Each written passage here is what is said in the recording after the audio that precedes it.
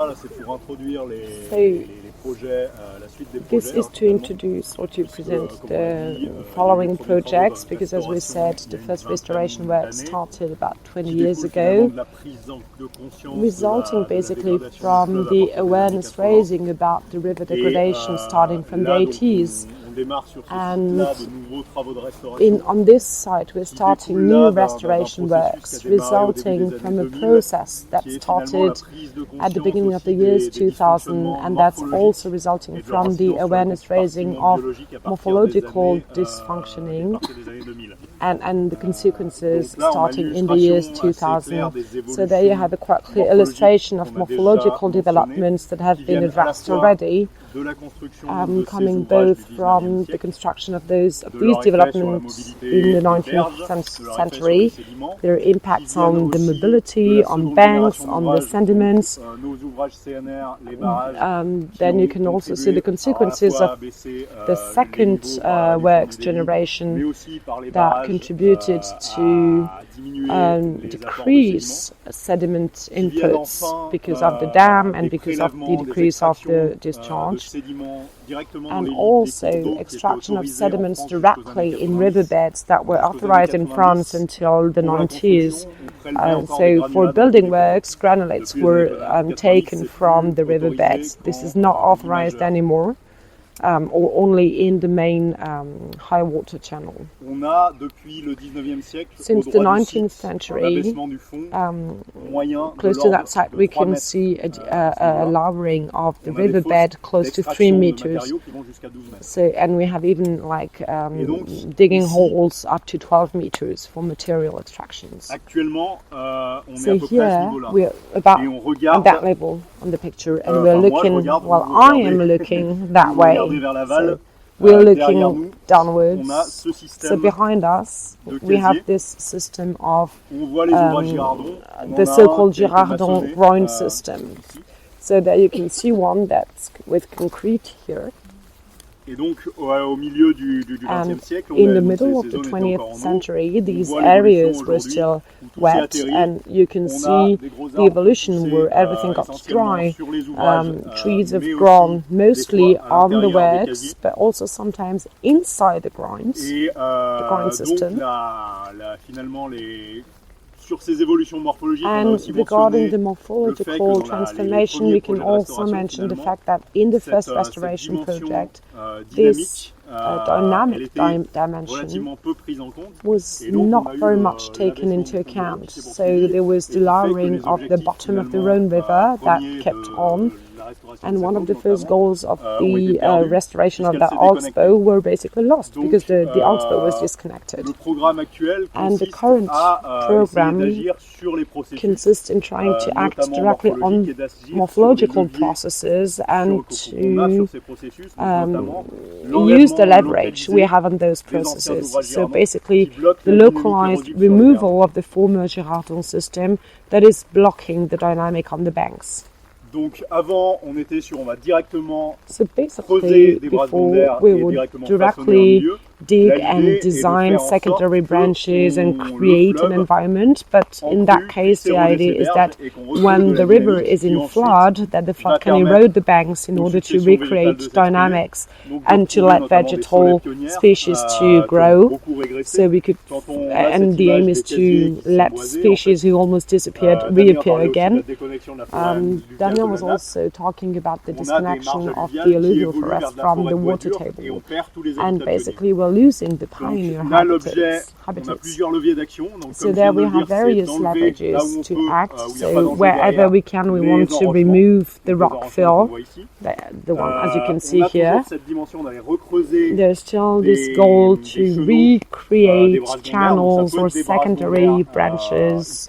So either historical ones or basically new ones that will be created in the grind system, even if there were not necessarily branches in the past.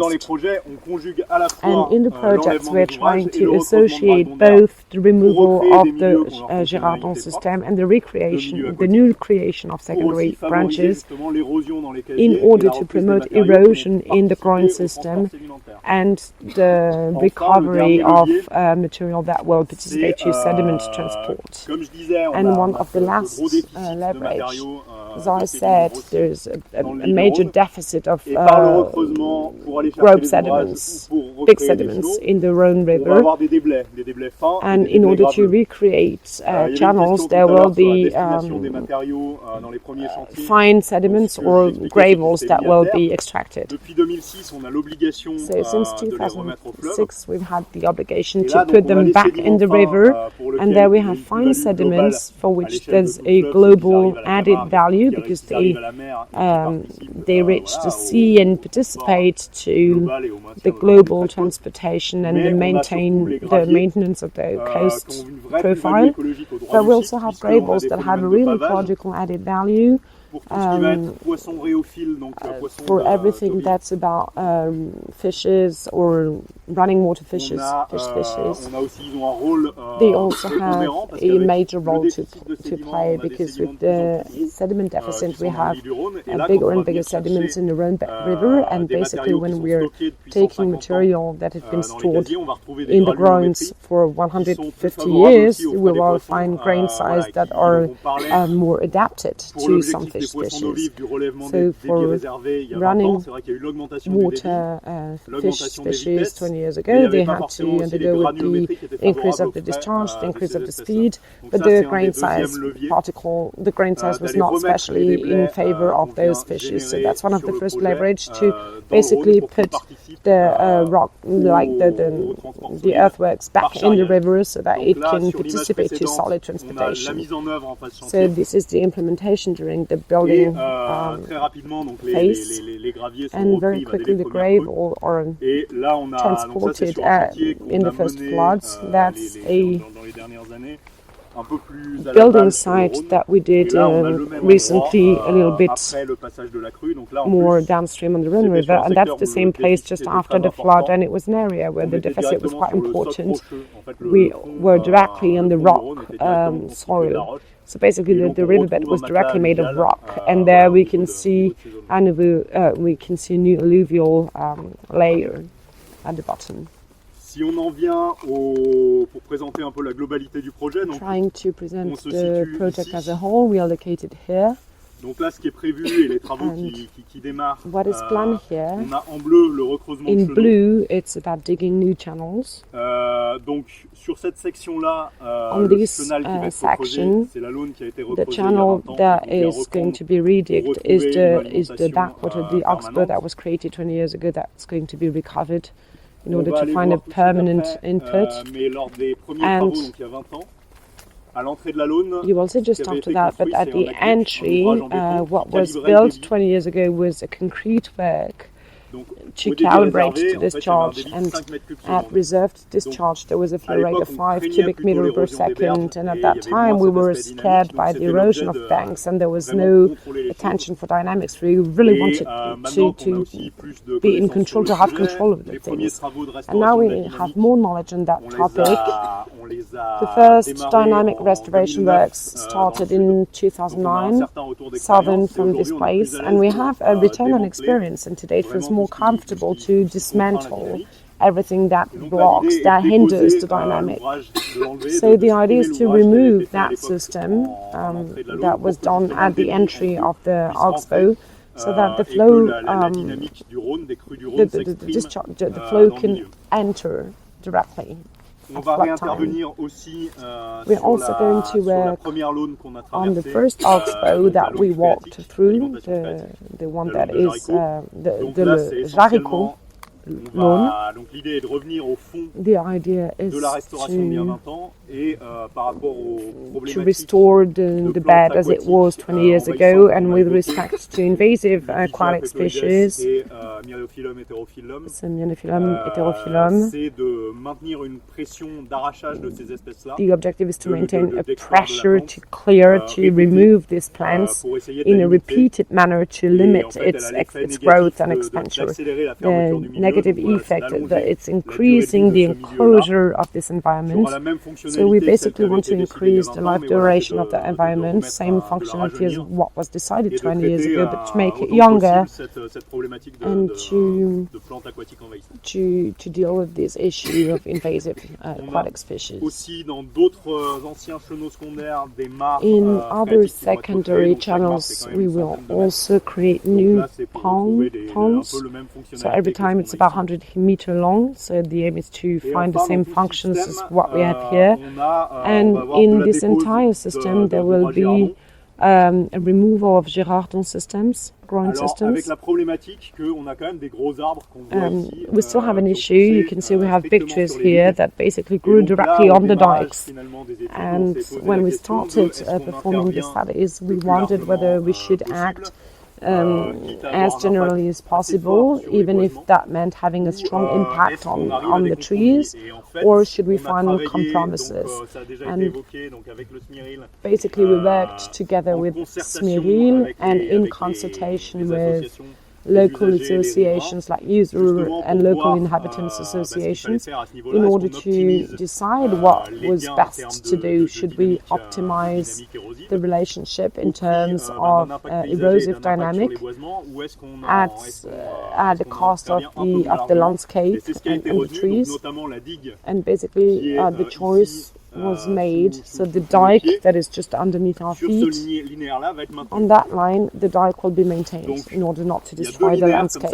So we've got two lines like this that will be maintained with the trees that grew on top of the dikes, and other areas where we need to cut trees in order to remove the rockfall. So there will be an impact on all the trees, but that will also help to regenerate pioneer habitats. All these secondary branches will be connected to the reserved discharge, and with respect to the first restoration works, we are slightly more ambitious in terms of dimensions of the arms of the branches that we are going to recreate. So basically that's going to be up to 30 meters wide, 10 to 15 meters at water level. So the aim is really to let a big major flow inside to in favor of erosion, and also to avoid the fact that the earth laterally might collapse. So we want to increase the life duration of these branches, and if we compare to the historical branches in the 19th century, they could be up to 100 meters wide. But obviously we can't dig again on 100 meters, but we're still trying to have the biggest right of way as much as possible. That's an illustration of the project on a site, but we won't have time to go there because it's upstream. Ici, donc on a la partie la plus en amont qu'on ne pourra pas aller voir, the part upstream that we can't go to, because you will pick, well, the bus will pick you up here downstream. Et du coup là c'est le même principe avec en blanc it's the same principle. De l'enlèvement d'ouvrage. The white is the removal of the works, and the blue is the redigging of channels.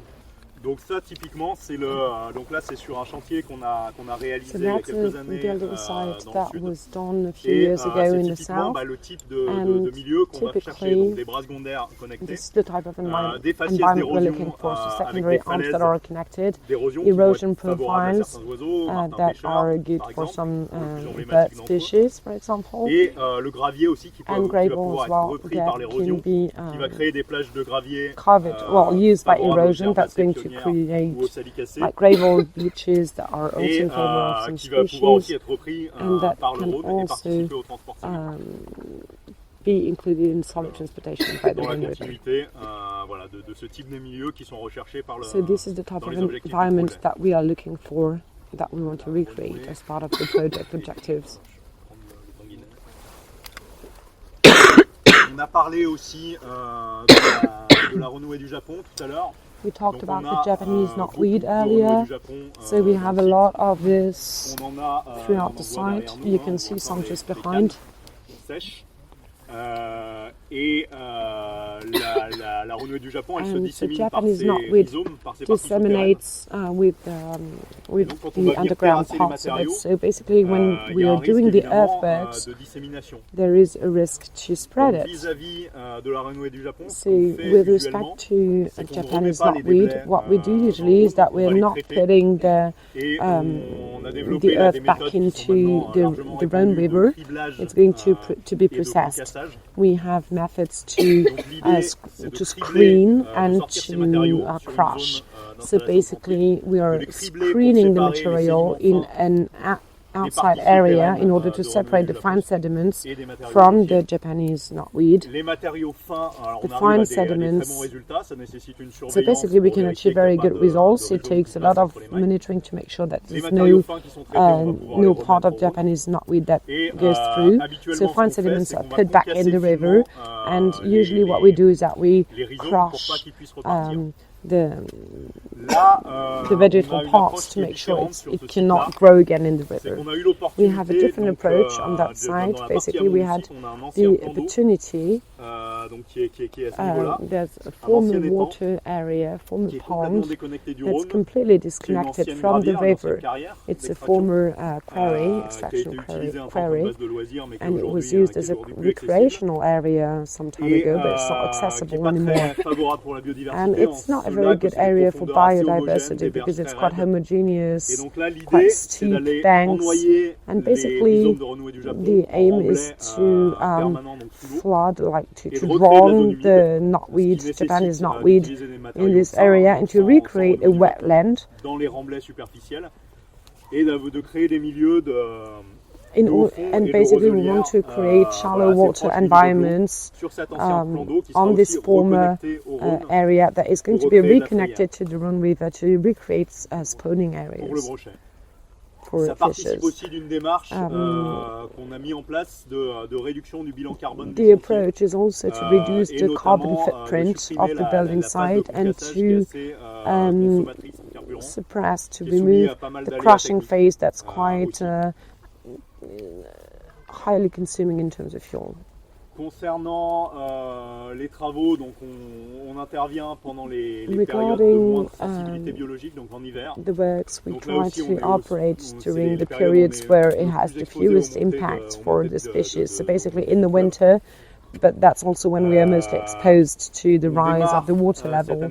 So the works are starting this year. It will start in January right here.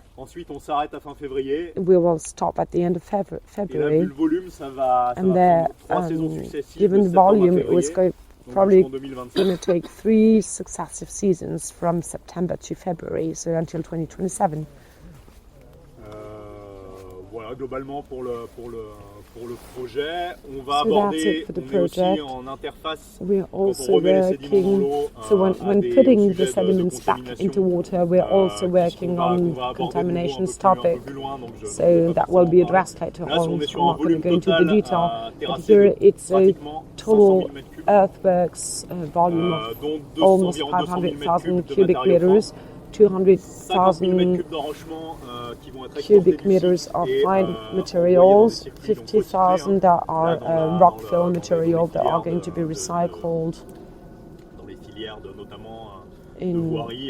for roadworks, for example, or building works. And slightly below 200,000 cubic meters of bigger material that's going to be put back in the river.